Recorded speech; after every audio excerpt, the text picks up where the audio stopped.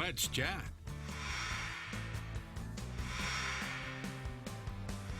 We're glad to have you here with us as we continue on this Wednesday morning. Joining us now, and hopefully who will be joining us on a regular basis, is Brian Shannon. Brian is the brand director for the incredible Songbirds Guitar Museum. Brian, welcome to the show.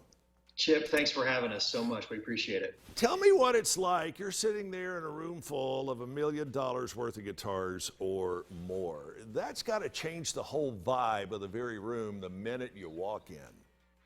Yeah, it is. It's Christmas every day. It's a dream. It's a dream job. Whenever you get to, you see over my shoulder here, there's a beautiful amp, Dumble amp, which is for many people a coveted amp of a lifetime, and it's something that we get to be around and experience every day here. Give us the 30-second synopsis on exactly what Songbirds is, if folks haven't been there or are unfamiliar with it.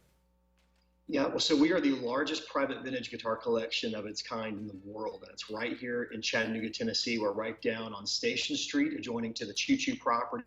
And people can come here and get a chance to experience these great pieces of history firsthand. They can actually put them in their hands through our players experience. But what we offer is, in a general admission area, we've got the ability for folks to come through and look at exhibits we have based off of a timeline.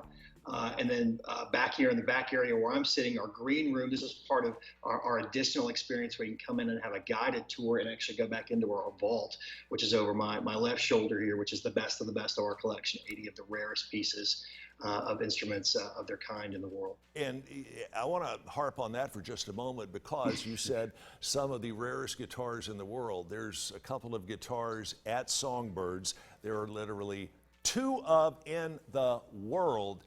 And you guys have got one of them. It's just an amazing collection, whether you can play or not. Brian, a lot of people say that you've got all these guitars and amps and everything that looks really cool, but it's all locked up and you can't get your hands on it. That's not necessarily true.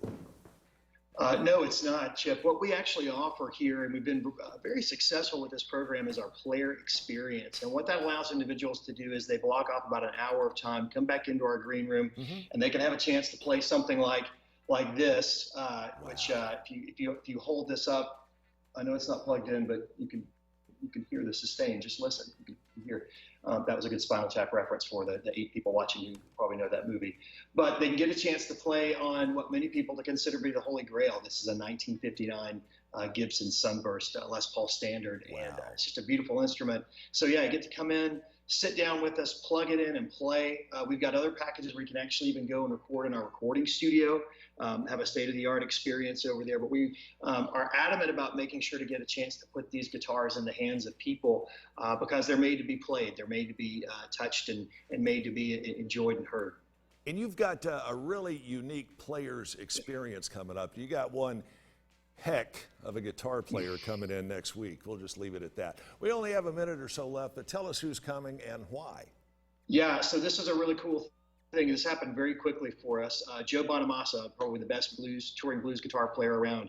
He's actually going to come and visit with us at the end of next week, and we're going to do one of these player experiences with a contest winner. We sent out requests for entries, and we received entries from kids 18 years of age and younger from all over the world, as far away as Iran and Italy.